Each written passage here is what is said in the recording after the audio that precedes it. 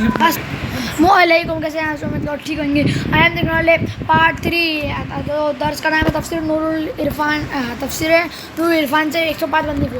چلیے اسٹارٹ کرتے ہیں۔ اگر آپ ہمارے چینل پر نئے ہو تو ہمارے چینل پر بیل آئیکن کا بٹن دبا دو تاکہ ہماری نئی ویڈیو آپ تک پہنچ سکے۔ چلیے اسٹارٹ کرتے ہیں۔ پانچواں، نوح علیہ السلام دنیا میں چوتھے نبی ہیں۔ آپ کا نام شریف، عبدالغفار یا یشکرو یا شاکر ہے۔ خوف الہی میں زیادہ رونے کی وجہ سے نوح کا آپ کا لقب ہوا۔ آپ کی ولادت آدم علیہ السلام کی دنیا میں تشریف لانے کے 1620 برس کے بعد سواد عراق میں ہوئی۔ 950 سال تبلیغ فرمائی، مگر 72 آدمی باہر کے اور 8 آدمی گھر کے آپ پر ایمان لائے۔ کفار کی ہلاکت کے بعد کئی سو سال حیات رہے۔ آپ آدم ثانی ہیں۔ آپ کے وقت میں بہن بھائی کا نکاح حرام ہوا۔ آپ کی قبر شریف مقام کرک علاقے شام میں ہے۔ آپ اس وقت کے تمام زمین والے انسانوں کے نبی تھے۔ چھٹا، نوح علیہ السلام کی کشتی حضور صلی اللہ علیہ وسلم کی زمانے تک جودی پہاڑ پر رہی، حالانکہ آپ میں اور ہمارے حضور صلی اللہ علیہ وسلم میں 3974 سال کا فاصلہ ہے۔ ساتواں، اسلام میں کسی جاندار کو زندہ جلانا منع ہے۔ آٹھواں، مومن کو جو اللہ سے محبت ہے وہ موت کے بعد اور زیادہ ہو جاتی ہے۔ مومنین کے وہ دوستیاں موت سے ختم نہیں ہوتی بلکہ بڑھ جاتی ہے اور آخرت میں کام آتی ہے۔ نواں، حضرت لوط علیہ السلام حضرت ابراہیم علیہ السلام کے بھتیجے یا بھانجے تھے، ہاران کے فرزند تھے۔ حضرت ابراہیم پر سب سے پہلے حضرت لوط علیہ السلام نے ایمان لائے۔ 10، ہجرت سنت انبیاء ہے۔ 11، حضرت ابراہیم علیہ السلام کے فرزند حضرت اسماعیل اور مدین اور مدائنے بھی ہے۔ 12، قیامت تک قطب الاقطاب سید ہوگا۔ یہ درجہ عرب نے حضور صلی اللہ علیہ وسلم کے اولاد کے ساتھ خاص کر دیا۔ حضور غوث پاک شیخ عبدالقادر جیلانی رحمۃ اللہ علیہ حسنی حسینی سید ہے۔ 13، لواطت سوڈومائز، قوم لوط سے پہلے کسی نے نہ کی اور کوئی جانور بھی یہ کام نہیں کرتا۔ لوطی آدمی جانوروں سے بدتر ہے۔ لوطی آدمی آخرکار عورت کے قابل نہیں رہتا۔ 14، اخلاق درست کرنے کے کافر بھی مکلف یعنی پابند ہے کہ اس پر ان کو حاکم اسلام سزا دے سکتا ہے۔ 15، فرشتوں کا علم نبی کے علم سے زیادہ نہیں ہوتا۔ 16، شیطان خود برے کاموں کو اچھا نہیں جانتا مگر لوگوں کو اچھا کر کے دکھاتا ہے۔ وہ خود مشرک نہیں، لوگوں کو مشرک بناتا ہے۔ 17، نبی کریم صلی اللہ علیہ وسلم نے فرمایا کہ جب اہل کتاب تم پر توریت وغیرہ کا کوئی مضمون بیان کرے تو نہ ان کی تصدیق کرو نہ تکذیب، بلکہ یوں کہہ دو کہ ہم اللہ تعالیٰ اور اس کی کتابوں پر ایمان لائے ہیں۔ 18، قرآن کا عوض کو گند آدمی نہیں چھو سکتا تو قرآن والے سینے کو گندا شیطان انشاءاللہ نہ چھوئے گا۔ 19، حضور صلی اللہ علیہ وسلم کے معجزات 3 قسم کے ہیں۔ ایک وہ جو بغیر اختیار ہر وقت آپ سے صادر ہوتے ہیں، جیسے جسم پاک کا سایہ نہ ہونا یا پسینہ مبارک سے مشک وہ عنبر کا خوشبو۔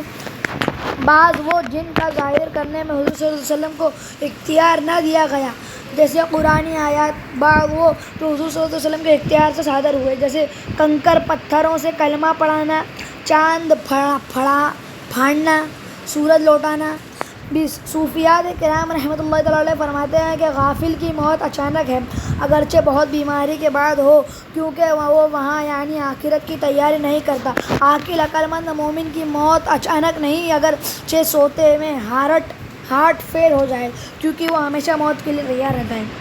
21، مومن گناہ گار اگرچہ دوزخ میں جائے مگر اسے عذاب گھیرے گا نہیں، اس کی پیشانی دل سجدہ کے اعضاء محفوظ رہیں گے، کیونکہ عذاب کا گھیرنا کافر کا عذاب ہے۔ 22، علماء فرماتے ہیں کہ صرف 3 حیوان رزق جمع کرتے ہیں، چیونٹی، چوہا انسان یہ کھاتے کم ہے، فقر زیادہ کرتے ہیں، ان کے سوا کوئی جانور روزی جمع نہیں کرتا، حالانکہ بعض جانور روزانہ بہت کھاتے ہیں جیسے ہاتھی، گینڈا وغیرہ۔ 23 کافر کی امیری قہر ہے، مومن کی فقیری رحمت ہے۔ 24 لوگ 3 قسم کے ہیں، مصیبت میں رب کی یاد کرنے والے، بعض عیش میں اور تیسرا بعض ہر حال میں۔ تیسرے قسم کے لوگ عاقل یعنی عقل مند ہیں، یا پہلے دونوں غافل کفار پہلے قسم کے غافل تھے کہ مصیبت میں رب کی یاد کرتے تھے، آرام میں کفر۔ 25 وہ مومن خوش نصیب ہے جسے مدینہ طیبہ میں قبر نصیب ہو جائے۔ سورۃ الروم سے حاصل ہونے والی 18 خوبصورت باتیں۔ پہلا، اگر ہم نے اپنی زندگی کا مقصد پورا کر دیا تو ہم زندہ ہیں، ورنہ مردوں سے بدتر۔ دوسرا، مردوں کی اجڑی بستیوں کو جا کر دیکھنا تاکہ خوف الہی پیدا ہو اور محبوبوں کے آباد مقاموں کو جا کر دیکھنا تاکہ اس سے امید پیدا ہو جائز ہے، اس لیے اس کے لیے سفر مباح ہے۔ تیسرا، کافر کا کھانا پینا چلنا پھرنا ظلم ہے کہ رب کی بغاوت کر کے اس کی چیزوں کو استعمال کرتا ہے، مومن کا کہ یہ کام عبادت ہے کہ وہ رب تعالیٰ کا مطیع ہے۔ چوتھا، صوفیاء کرام رحمۃ اللہ علیہ فرماتے ہیں جو سنت کا تارک یعنی چھوڑنے والا ہوگا وہ ایک دن فرض کا تارک بھی ہو جائے گا، اور جو فرض چھوڑنے کا عادی ہوگا وہ آخر کار عقیدے بھی چھوڑ بیٹھے گا۔ چور پہلے دیوار توڑتا ہے، وہاں کامیاب ہو کر دوسرے دیواروں میں نقب لگاتا ہے، لہذا دین سے پہلے دیوار سنت ہے، اس کی حفاظت کرو ورنہ باقی چیزوں کے خیر نہیں۔ پانچواں، قیامت میں کیسی ہی شدت ہو مگر مومن کی آس نہ ٹوٹے گی، اسے نبی کی شفاعت رب کی رحمت سے امید ہوگی۔ چھٹا، اللہ پاک جاندار سے بے جان نطفہ یا انڈا پیدا فرماتا ہے اور مومن سے کافر، متقی سے فاسق، عاقل سے غافل کو پیدا کرتا ہے، اور نطفہ یا انڈے سے جاندار حیوان، کافر سے مومن، غافل سے عاقل، فاسق سے متقی بندے پیدا فرماتا ہے۔ کیسی شان والا ہے۔ ساتواں، انسان کا نکاح جانور اور جن وغیرہ سے نہیں ہو سکتا کیونکہ بیوی اپنے جنس کی چاہیے،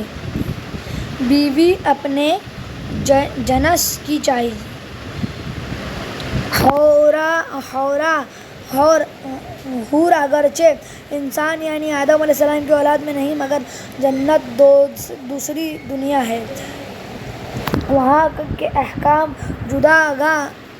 جداگانہ ہے، اس لیے آدم علیہ السلام کی بیوی اس وقت دنیا میں تشریف لانے سے پہلے جنت میں صرف حوا تھی۔ 8 مرد روزی کمانے کے لیے ہے، عورت مرد کو آرام دینے کے لیے ہے۔ 9 قدرتی طور پر